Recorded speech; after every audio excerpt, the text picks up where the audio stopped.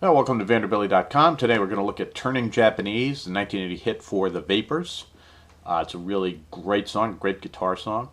A lot to cover here. In part one, I'm going to do the intro, the verse, and the chorus, and in part two, I'm going to do the bridge, the solo, and the outro. And rather than do a playthrough of the whole thing at the beginning, which would take too long, I'm just going to play each part at the beginning of each section. So let's get started. Okay, the song has a lot of parts. It starts off with the so-called Japanese riff that goes like this.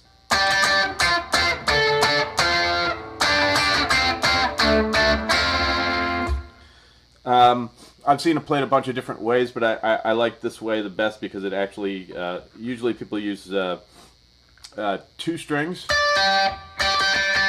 but it sounds a little thin, so I'm adding a third string. So what I'm doing here is I'm fretting the E and the B string at the 15th fret, and the G string at the 12th fret.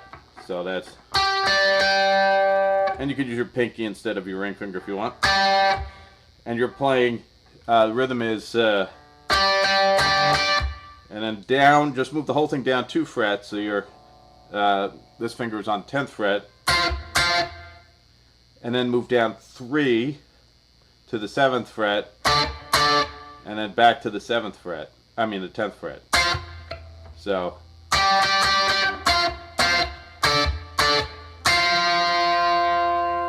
And then the second time, sort of make a D form on the 7th fret, and then just take your finger off the E string. You don't play the E string, just play these middle strings, the G and the B, and get, sorry. So that's just starting at the 7th fret and 8th fret and playing, and then down to the 2nd fret, and then back up to the 5th.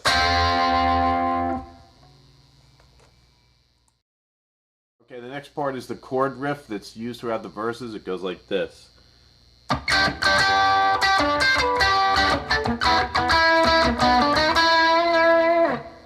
So what you're doing there is you're using the G bar chord at the 10th fret.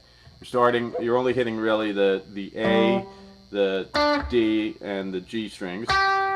And the rhythm is, and then I've seen this played different ways. I just leave my finger barring this 12th fret and play the G. G string, right? The D string. Then I put my pinky on the B string, 13th fret, take it off, and then back to the G. And if you get the alternate picking in there, it's the G is down, the D is up, the B13th is down, the 12th is up, and then the G is down. And that'll help you get it a little more smoothly.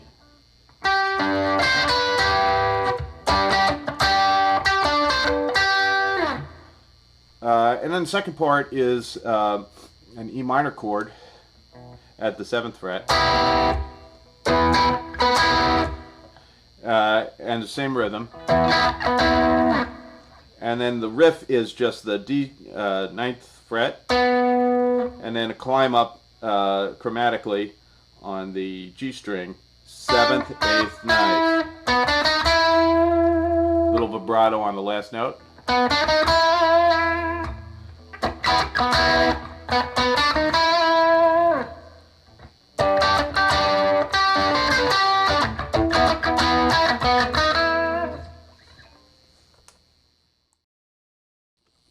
Okay, let's take it from the intro into the verse. For the intro, he's playing this riff.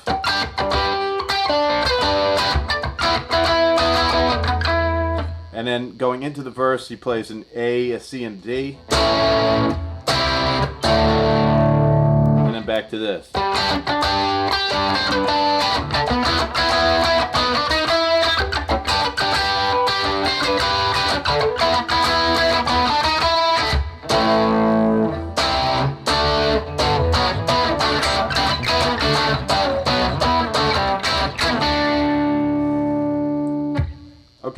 So what's happening here is, as I said, after he's done this little intro thing, he goes A chord at the 5th fret, C, D, and back to the riff, which he does the whole thing twice, and then back to this. And then, you know, this is really the hardest part of the song, is getting this this quick sequence of chords right. You can use mostly power chords on this. You don't have to do the whole chords. So I'm gonna, you know, you're really playing either the E and the A string, or you're playing the A and the D string. Sometimes when I'm playing, I tend to use the whole chord because, you know, sometimes it's actually easier for me, but it may not be easier for you. So I'm just going to call them out as if they're the whole chord. The first one is G, then a B at the 2nd fret, then all the way up to an E at the 7th fret, then a D, and then a C, and then E to D. So that's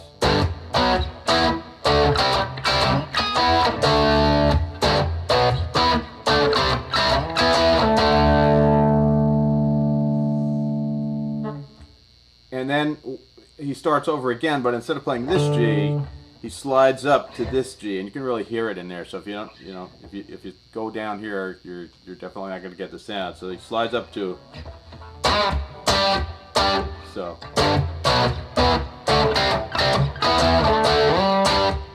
and then all the way down to this B, and then the rest of the pattern is more or less the same. E, D, C, E, D. So the whole thing slowly is.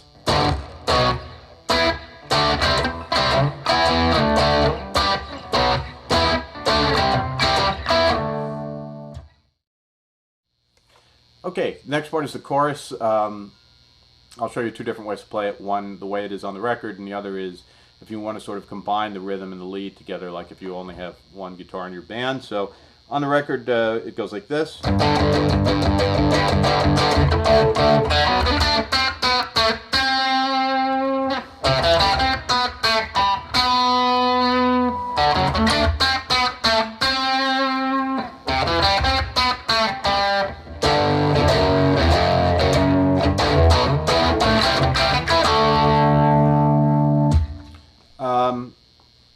And the only thing that would be different if you want to, and I'll show you all the notes, which are the same in either arrangement. If you want to do the rhythm at the same time, you would just drop one note in the riff, the last note, and go to the rhythm, and that would go like this.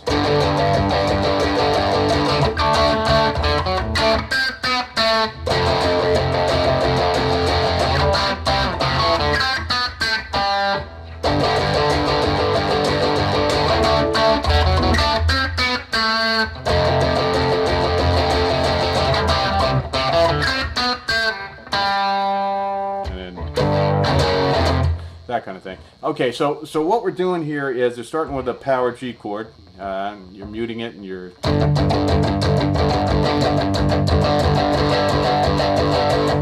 turning Japanese, and then a D chord twice. Then the riff is open D string, D string 4th, D string 7th, G string 7th, G string 5th, G string 4th, G string 2nd, and then G string 5th. Little vibrato.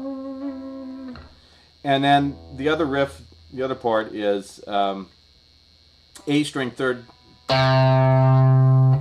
D string 2nd, G string open, G string 5th, G string 4th, G string 3rd, and D string 5th, and then G string 4th.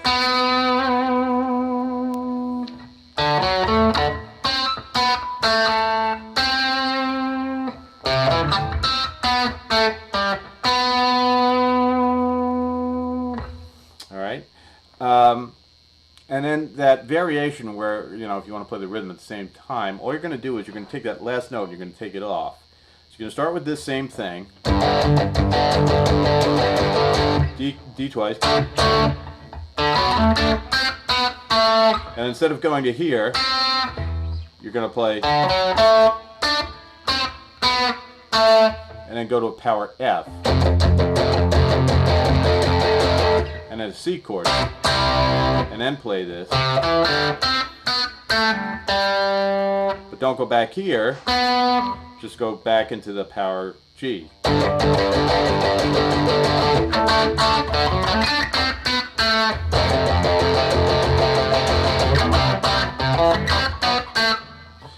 And then the end of the chorus, you're just playing a power G to an F sharp to an F.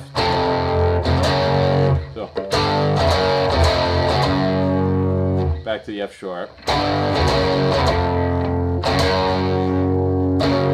And then back into the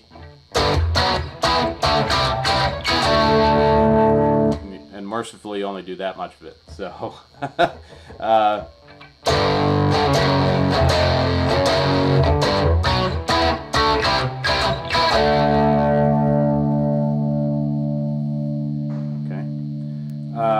and then you do another one of the so-called Japanese riffs, I think, after that. So you could play